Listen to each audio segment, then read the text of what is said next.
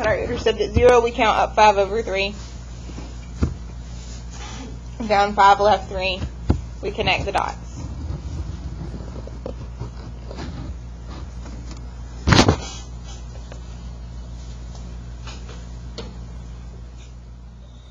Okay, so then on our next one, we need to solve for p. I see some like terms we can combine. So I have p minus 1 equals 8p minus 8. I could add 1 to both sides. I would have p equals 8p minus 7. If I subtract 8p from both sides, I end up with negative 7p equal to negative 7. So I end up with p equals to 1, which seems a little crazy. What can I do to confirm that that's not crazy? Yeah, let's check ourselves. So if we check ourselves, because 1 does seem a little bit ridiculous, 1 minus 1 is 0.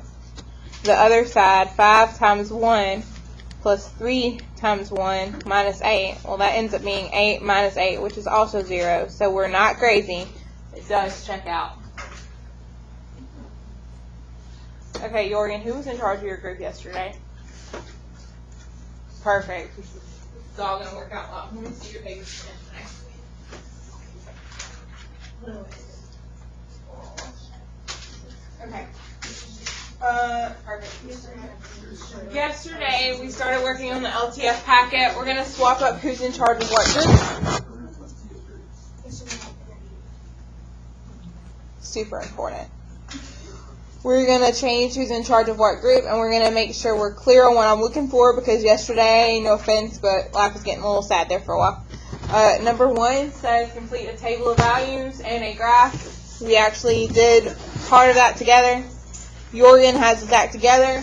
His graph is not the prettiest I've ever seen, but at least it has 0, 0, 1, 1, 2, 4, and it should have 3, 9. 1, 2, 3, 4, 5, 6, 7. It wouldn't fit. That's why his looks a little rough. Should he have lowered it to fit the 3, 9? Of course he should have, but it's okay. The fact is, the table of values is a little hard to see. His table of values went from negative 3 to 3, so his graph went from negative 3 to 3. When you turn this in, because you're going to turn this in today, when you turn this, unless you weren't here yesterday, in which case, you know, you still need to get as much as you can done and be productive. When you turn this in, if you don't have more than just 0, 0, 1, 1, and negative 1, 1 graph, we have a problem. Okay, so now to catch everyone else up. So we have this graph. It looks like a U. We're calling it a parabola. It's supposed to be very round. It looks like a bowl. But parabola sounds like bowl at the end. I mean, so all our graphs are going to look like this. Now what you're going to find out through the LTF lesson is some graphs make you skinnier. You know, like some things in life can make you a little skinnier. And then some things make you fatter. And it's a little counterintuitive, because you would think fractions make you skinny, and in this world, fractions make you fat. So you'll have to look into that. So I'm looking at Jorgen's work. He's done a good job on, like, for instance, number 6. He's shown all the different graphs on the one picture. It's great. There's no problem with that. If you look at, let's see, number 1 we discussed. If you look at, for instance, 2, 3, even 4, they all use that word steepest, and that's what we weren't sure about. We're not sure what steepest means in this case. So what you can do is you can either do what Jorgen did, which is he graphed them all to show why he's selecting D as the steepest or whatever. Or you can do what Trey did. He did minimal words, but his words are effective. He says, like, D is the steepest, and then he explains why. So that's what we talked about yesterday. You can either show me with a graph, or you can show me with words. But you have to show me in some way on 2, 3, and 4 that selecting D on number 2 is not enough. You have to have some sort of backup as to why it is 2D.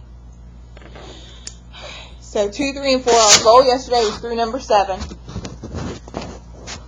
On number 7, you can select A to be anything as long as A is bigger than 0 on part A, and as long as A is less than 0 on part B. Now, from there on out, it seems really nice and fairly straightforward, especially if you look at the back side. So our goal is to finish all 14 today, but on the back page, they're all multiple choice. They're not multiple choice, they're matching. Do you have to explain yourself when you match? It doesn't say you have to.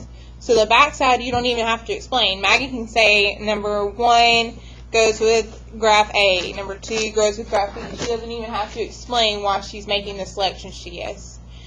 Okay, I have 4 graphing calculators. They're yellow, they're in the closet, that you can use. Or what's an easier thing to use? Desmos. But Desmos is not used on standardized tests. However, Desmos does the graphs in different colors.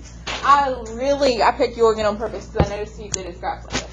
I really like how Jorgen's making a distinction between each of his graphs. I think that's really good. Okay, there was one other thing I wanted to say before I hand him back his stuff. I should probably hand him back his stuff before I say the things. Before I forget. Last period was a little confused about the word vertex. Okay, the vertex happens, so here's the problem. The vertex happens at the very bottom of the bowl. That is the vertex. It is an ordered pair.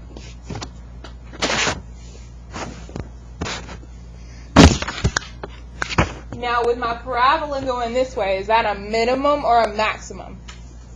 Is that as low as it can go or as high as it can go? It's a min. That's as low as it goes on that graph. That's a min. But if this graph looked like this, it would be the max. So the vertex is either the min or the max, and the graph either has a min or a max. It doesn't have both. It is not that cool. Okay, get back to work on your things. Let's change up who's in charge of which thing. Maggie, you weren't in charge yesterday. Maggie's in charge today. Maddie, you weren't in charge. You're in charge today. Kennedy, you're in charge today. Bradley, you're in charge today. I'm sorry, you're in charge for a second day. Catch up the ones who weren't here. And plus, you weren't in the same group anyway, so yeah, you're in charge again. Okay, if you have a question or want to confirm